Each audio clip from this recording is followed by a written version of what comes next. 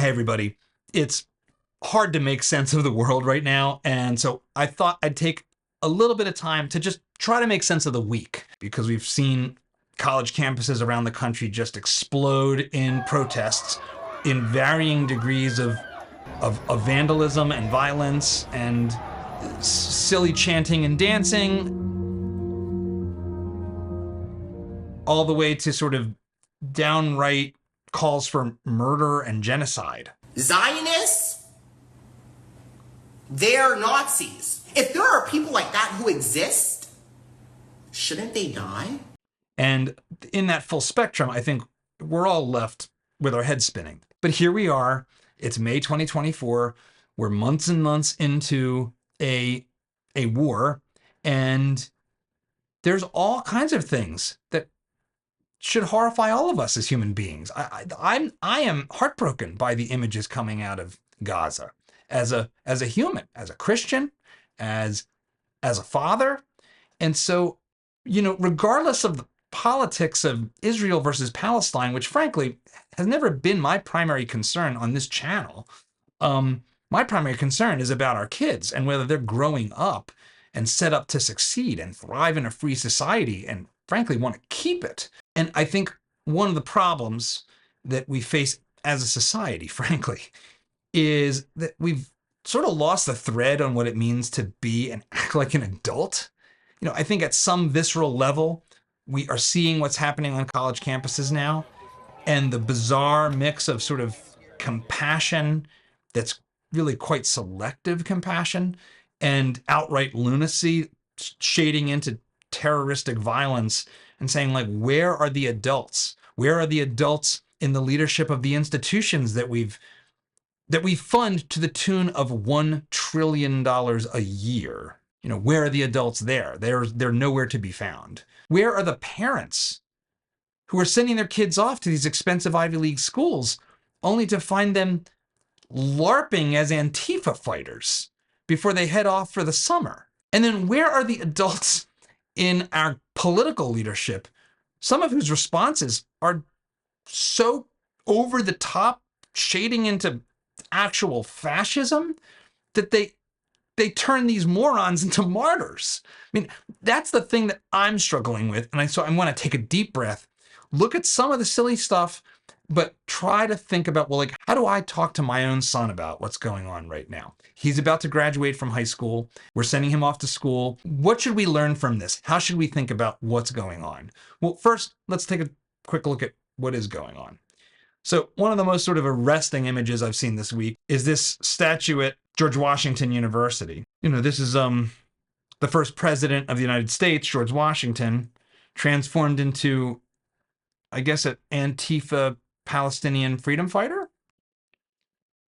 I'm not gonna lie, like this, I saw this thing and it got my blood boiling. It feels like a desecration, but I think if you take a deep breath, you say, this is just teenage transgression at the end of the day. It's sort of a temper tantrum. And, statues are important, but statues aren't everything. Frankly, if you are in this movement and you think you're going to accomplish anything, you should really take a deep breath and ask yourself, is this the image that will win over political transformation in the United States? Because what I would offer to my son, if he was in this crowd, is that you're doing everything you possibly can do to completely invalidate your cause in the eyes of every normal person in the country. And that's what happens in these kind of mob mentality situations. But it's pretty arresting, and not in ways I think they think. In the middle of it, there's this question of what is the underlying cause here? What is actually driving essentially the wealthiest and most privileged people in the history of humankind to hole up in their quads and ask for HIV tests and dental dams and Plan B kits?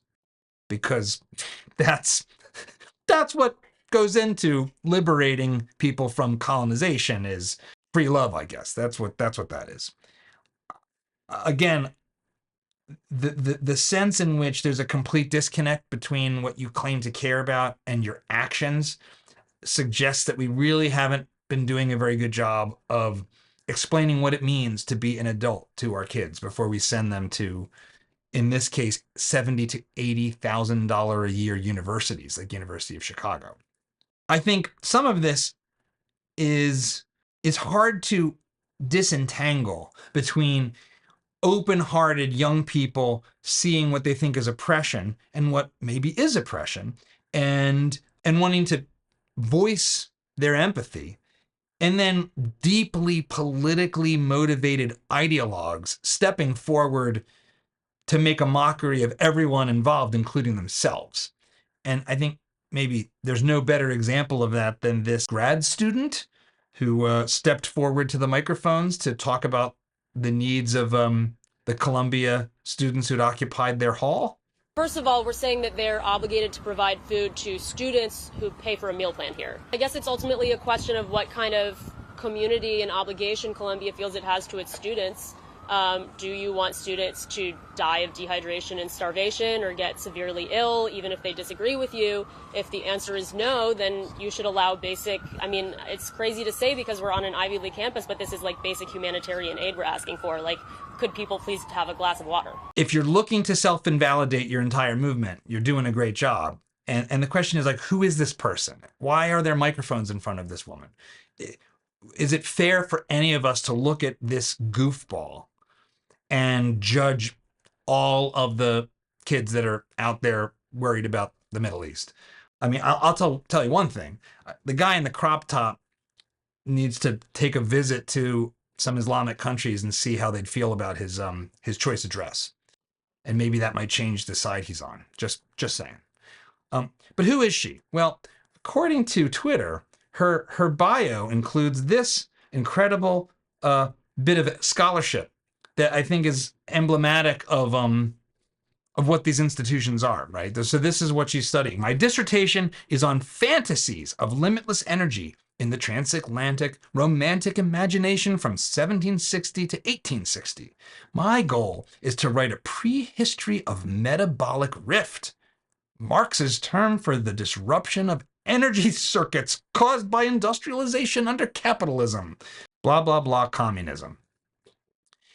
And I mean, you know, my son would tell you, like, I look at most of this stuff and say it's just called communism. And I know that makes me sound like an old man. It also happens to generally turn out to be kind of true, because for some reason, all of this gets conflated together in this sort of, you know, sticky yarn of Marxist ideology rolling downhill, attaching colonialism and this or that intersectional identity to it along the way as it eventually collapses at the bottom of the hill. That's all silly. It's all childish. It's kind of a temper tantrum. The problem is, we are in the process, as I said, of turning these morons into martyrs by having the adults of our society actually respond to this with something that looks a lot more like actual kind of fascistic legislation. So Governor Abbott here in Texas made this bombastic claim on Twitter that anti-Semitism will not be tolerated in Texas, period. Now, I'm as anti-Semitism as they come. I've done plenty of content with people I love and care about, like Russ Roberts, who's an Orthodox Jew teaching in Israel about what's going on. No one can claim I don't have an affinity for the Jewish people. But Americans should be allowed to be anti-Semitic and homophobic and anti-black and yada, yada, yada, because free speech requires that we tolerate hateful, disgusting thoughts and words.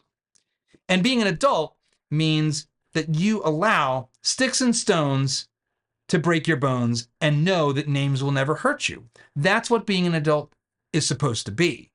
But these statements by Governor Abbott and others who are deciding that this is now the line that's gone too far. Now we have to be woke right-wingers who want to create other protected classes in the DEI hierarchy that can't be allowed to confront discomfort. That's completely unacceptable. And I think if we take a deep breath as adults the adult response to what's happening on these college campuses is to say, well, if you broke the law, you're expelled, you're out, you're in jail. If you can peacefully protest, you can say the most heinous stuff you want, so long as it doesn't violate the First Amendment. And that's that, and let it blow over. But no, we get Governor Abbott going too far, sending in sort of the police and troopers even before anything necessarily is going wrong on the University of Texas campus 5 miles north of me. I don't think that helps anything, and it just makes matters worse. But then, whenever there's infantile behavior on the part of the adults in our society, you can always count on the US Congress to say, hold my beer, which is exactly what they've done with this freshly passed Anti-Semitism Awareness Act. This is passed the House of Representatives by an overwhelming majority. It attempts to criminalize and punish anti-Semitism, and it defines anti-Semitism as whatever the Holocaust Remembrance Organization says it is. So I'm pretty sure the First Amendment reads something like, Congress shall pass no law infringing upon freedom of speech. And have we ever attempted to do such a thing and outsourced the definition of the most essential term to a private third-party enterprise?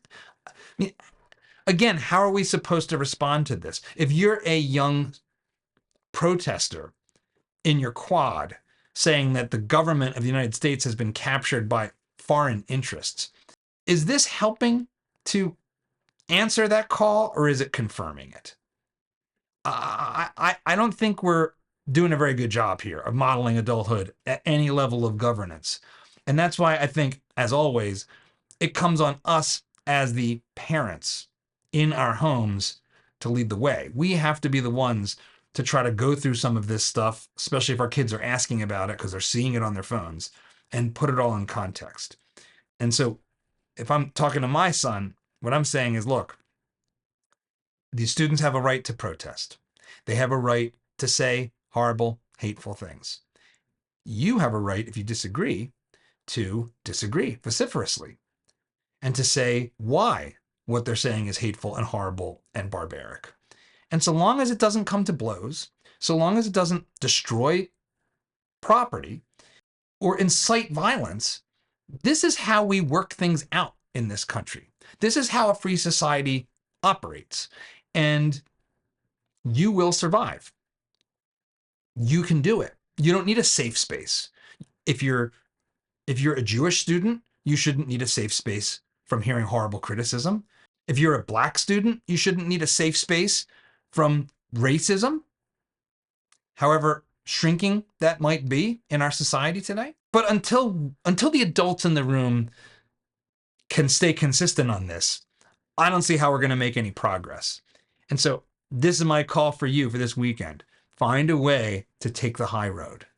Find a way to empathize with the other side, to steelman their arguments, and then to have a dialogue about what's going on that doesn't just descend into name calling. Have a great weekend.